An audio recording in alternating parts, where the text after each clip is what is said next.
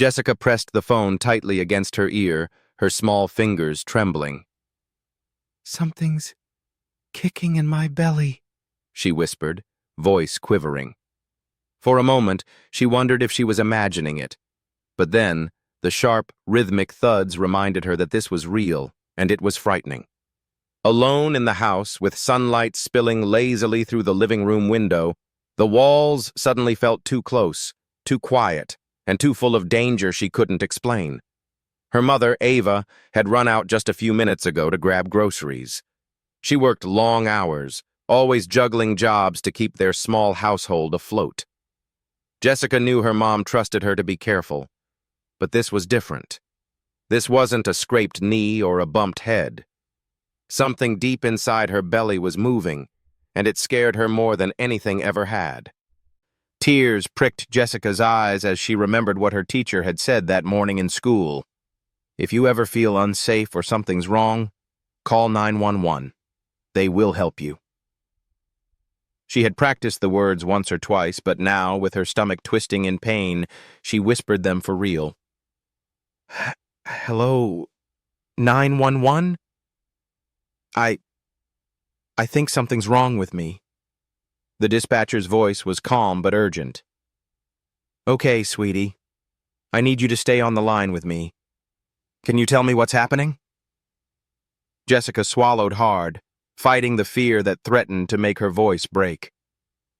It's like something's moving, kicking, inside me. It hurts. It really hurts." Within minutes, the sound of sirens broke the suburban quiet. Officer James, a seasoned patrolman with years on the force, pulled into the driveway. By his side was Gunnar, his loyal German shepherd trained not only in protection, but also in sensing danger. As Jessica opened the door, trembling, Gunnar's ears perked up. He sniffed the air, barked sharply, and refused to leave her side. His behavior was unusual. He had been trained to remain calm unless danger was present. Officer James's eyes narrowed as he watched the dog circle Jessica, growling softly. "Gunnar's picking up something. Something's not right," he murmured to himself. The concern in his voice made Jessica's fear tighten like a vice. "Subscribe now and comment your location. You won't believe what happens next. This story proves it could happen to anyone." She clutched her stomach, unsure if she should cry or scream. The officer knelt to her level, his voice gentle yet serious. "Hey there, Jessica. I'm Officer James, and this is Gunnar. We're here to help. Can you tell me exactly what's happening inside you?" Jessica shook her head, scared tears rolling down her cheeks. I don't know. It's like something's moving, kicking, inside me. Please, help me." Officer James nodded, his heart tightening at her words. Gunnar whined softly, pressing closer to the girl as if sensing the urgency. And at that moment, in the quiet suburban living room, a small girl and a police dog were standing at the edge of something terrifying, something invisible but very real. Jessica's voice trembled as she whispered again, "Please, hurry." And that's where the calm suburban afternoon would shatter, starting a chain of events no one could have imagined. Officer James gently guided Jessica to the couch, letting Gunnar stay close to her side. The dog's body was tense, his ears pinned forward and his eyes locked on the girl as if he could see through her skin. It was unnerving, and it made James's stomach knot with worry. "Jessica, I need you to take a deep breath for me, okay?" he said softly, placing a hand on her shoulder. "Gunnar and I are going to make sure you're safe. Can you do that?" Jessica nodded shakily, her small body trembling. She tried to calm her racing heart, but another sharp, rhythmic kick flared in her belly, making her gasp. She curled up slightly, clutching herself. Gunnar let out a low growl and pawed at her side. His instinct was telling him something was wrong, not outside the house, not in the shadows, but inside the little girl herself. James's eyes followed the dog's behavior, realizing with a chill that the danger was not something visible, something they could barricade or chase. It was internal. "Okay," James said, his voice firm now. "We need to get you checked out immediately. Gunners, he's picking up on something. It's serious." Jessica's eyes widened. "Serious?" she whispered. Fear cut through her small voice like ice. Am I going to be okay?" James knelt lower, making sure his gaze met hers. "You're going to be okay. We'll get help. And you're not alone." He gestured to Gunnar, who pressed closer, nuzzling Jessica's hand. The little girl's lips quivered as she stroked the dog's fur, her panic mingling with a fragile sense of comfort. Suddenly, another sharp movement inside her belly made Jessica cry out, clutching herself harder. Gunnar barked sharply, circling her, growling, then pawing at her stomach. The intensity of his reaction alarmed James. This was not a normal emergency. James grabbed his radio. "Dispatch, we need an ambulance immediately. Possible internal medical emergency, child 8 years old. Police K9 indicating urgent danger." While they waited, James gently examined Jessica, trying to feel for anything unusual. She flinched at every touch, tears streaming down her cheeks. "It hurts.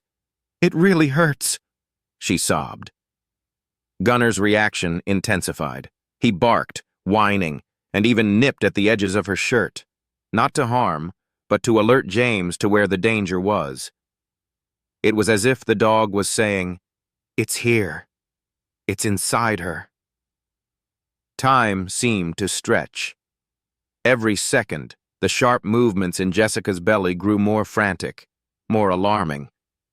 Her small body shook, fear and pain blending into a raw urgency. James's heart raced. He had seen emergencies before, but this was different. Gunnar's instincts, honed over years, were screaming at him, "Act fast, act now." And then, a strange stillness fell over the room for a brief, terrifying moment, just enough for James to sense that what they were about to discover was unlike anything either of them had ever faced. Jessica clutched Gunnar's fur, whispering through her sobs, "Please, don't leave me." The air felt electric, charged with fear, anticipation, and something deeply unknown. And just as the ambulance sirens grew louder, signaling help on the way, James realized that the truth about what was inside Jessica would shock everyone. The ambulance screeched to a halt outside the quiet suburban home, lights flashing, a blur of red and white cutting through the peaceful afternoon. Paramedics burst through the front door. But before James could speak, Gunnar growled sharply, positioning himself protectively in front of Jessica. "Easy, Gunnar," James said, placing a hand on the dog's back.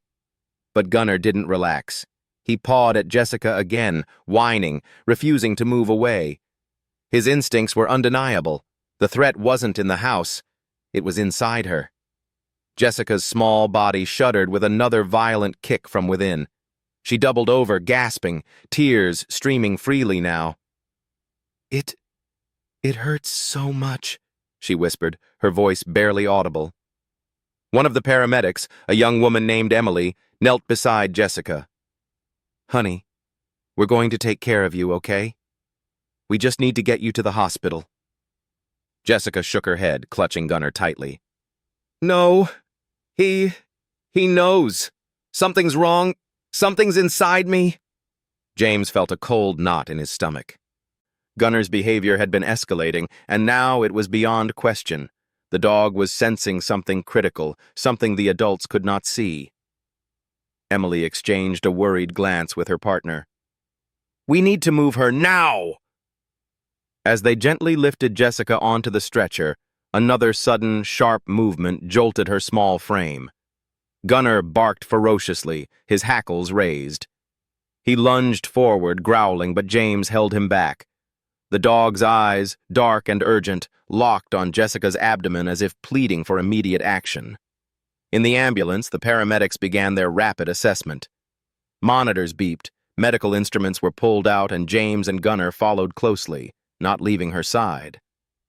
And then came the confirmation, the shocking revelation that would explain every fearful instinct Gunnar had shown. The monitor displayed unusual patterns, irregular and alarming. The paramedic's voice was tense. "There's something moving inside her abdomen," Emily said, her tone shaking slightly. "It's not normal. We need pediatric surgery immediately. This is rare.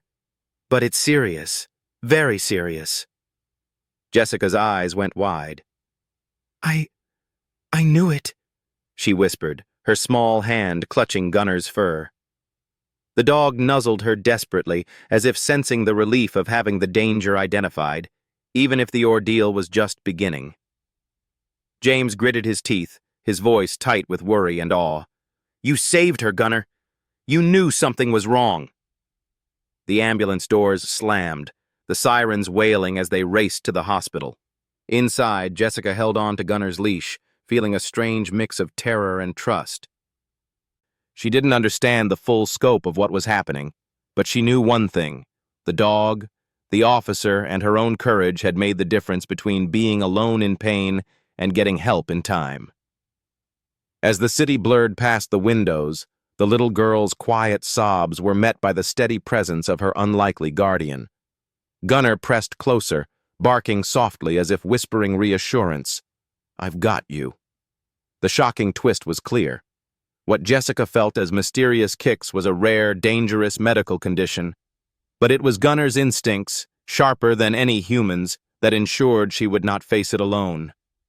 And as the hospital loomed ahead, the tension cracked, leaving only the fragile hope that every second counted, and that her bravery, combined with the loyalty of a dog and the diligence of an officer, might just save her life.